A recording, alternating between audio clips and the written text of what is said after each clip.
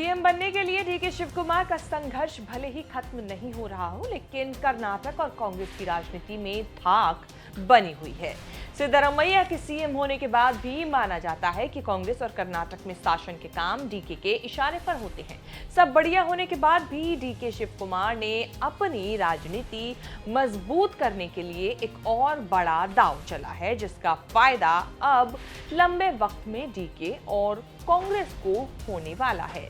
सिद्धरामैया से लेकर देवगौड़ा परिवार पर भारी पड़ने के लिए डीके ने जो पॉलिटिकल मिसाइल दागी है, उसका फेस उन्होंने छोटे भाई डीके सुरेश को बनाया है।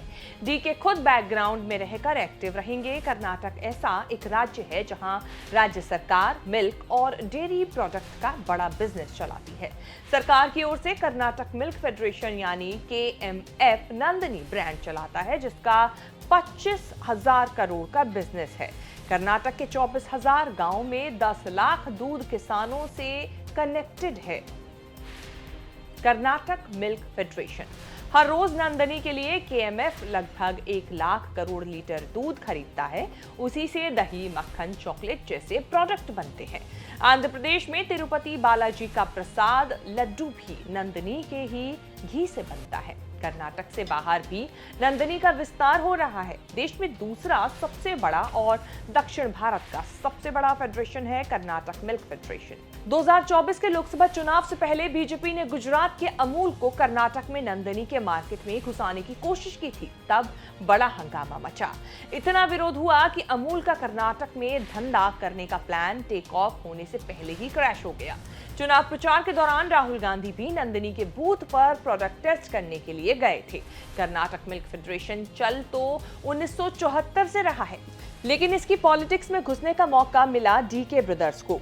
वो भी तब जब बीजेपी जेडीयू कर्नाटक की पॉलिटिक्स में कांग्रेस से बहुत पीछे हो चुकी है। डीके शिव कुमार और डीके सुरेश कुमार ने देर से सही लेकिन इसी मिल्क फेडरेशन की राजनीति में जंप मारी है।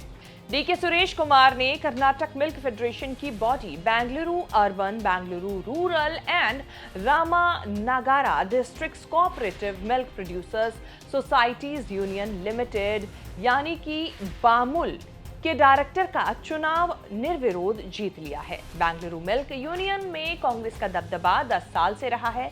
यूनियन के आउटगोइंग चीफ HP राजकुमार डीके के करीबी भी हैं और डीके के चुनाव क्षेत्र कनकपुरा के ही हैं। इस बार डीके सुरेश के जीतने के लिए खुद को रेस से हटा लिया। बेंगलुरु मिल्क यूनियन के चुनाव में तो डीके सुरेश को कोई बड़ी चुनौती नहीं मिली। चुनाव जीतने से डीके सुरेश की एंट्री कर्नाटक मिल्क फेडरेशन में हो गई है। अगला चुनाव मिल्क फेडरेशन के अध्यक्ष के लिए है जो जीतना है। कर्नाटक मिल्क फेडरेशन में अध्यक्ष का चुनाव हर 2 साल में होता है। हालांकि डीके सुरेश ने फिलहाल कंफर्म नहीं किया है कि Karnataka milk federation 16 subsidiary union से बनता है।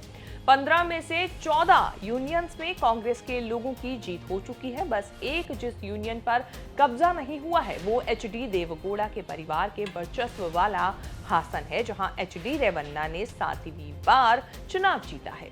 कर्नाटक मिल्क फेडरेशन में डीके फैमिली की एंट्री का मतलब सीधे सीधे पूर्व PM HD देवगौड़ा के परिवार के एक छत्र वर्चस्व को चैलेंज माना जा रहा है। देवगौड़ा के बेटे H रेवन्ना 9 साल तक कर्नाटक मिल्क फेडरेशन के अध्यक्ष रहे। हासन मिल्क यूनियन के अध्यक्ष पद का चुनाव लगातार 7 बार जीत चुके हैं। रेवन्ना या देवगौड़ा परिवार में से कोई अब फेडरेशन अध्यक्ष नहीं है, लेकिन दबदबा परिवार का माना जाता है। डीके सुरेश की एंट्री CM सिद्धरामैया कैंप के लिए भी चैलेंज है।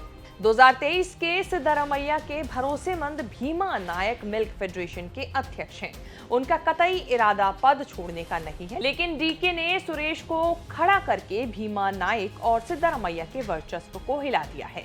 भीमा नायक कह रहे हैं कि 2 साल का कार्यकाल बहुत छोटा है। बहुत सारे काम करने के लिए उन्होंने सिद्धरामैया से आशीर्वाद मांगा है, जबकि सुरेश की डेयरी पॉलिटिक्स में एंट्री पार्टी में सहमति से हुई है। डीके सुरेश कर्नाटक कांग्रेस के पुराने और बड़े नेता हैं। बड़ा परिचय ये है कि डीके शिव कुमार के छोटे भाई हैं। डीके ने कर्नाटक की राजनीति की, लेकिन डीके सुरेश को लोकसभा वाली राजनीति के लिए तैयार किया। बैंगलोर रूरल सीट से 3 बार चुनाव जीतकर सांसद बने सुरेश। 2019 के लोकसभा चुनाव में कर्नाटक में बीजेपी ने एक तरफा जीत हासिल की थी। 2023 के विधानसभा चुनाव में बीजेपी से कांग्रेस ने सत्ता छीन ली। 2024 के लोकसभा चुनाव में बीजेपी को भारी झटका लगा। कांग्रेस ने अच्छा किया, लेकिन विधानसभा चुनाव की जीत के मुकाबले कांग्रेस का प्रदर्शन फीका माना गया। डीके शिव कुमार को सबसे बड़ा झटका ये लगा कि बेंगलोर रूरल लोकसभा सीट पर उनके भाई डीके सुरेश चुनाव हार गए। चर्चा थी कि चन्नापटना सीट से उपचुनाव लड़ाकर डीके अपने भाई सुरेश को फिर से सेट करा देंगे, लेकिन डीके ने ऐसा नहीं किया। उन्होंने सुरेश को बचाए रखा बड़े मिशन के लिए, जिसकी शुरुआत कर्नाटक मिल्क फेडरेशन की राजनीति में घुसने से हो रही है। शेष भारत में ये रिपोर्ट इतनी ही। ये रिपोर्ट आपको कैसी लगी, ये जानकारी आपको कैसी लगी, हमें कमेंट सेक्शन में जाके अपनी राय जरूर दें और इस तरह की खबरें आगे भी देखने के लिए बने रहें न्यूज़ तक के साथ।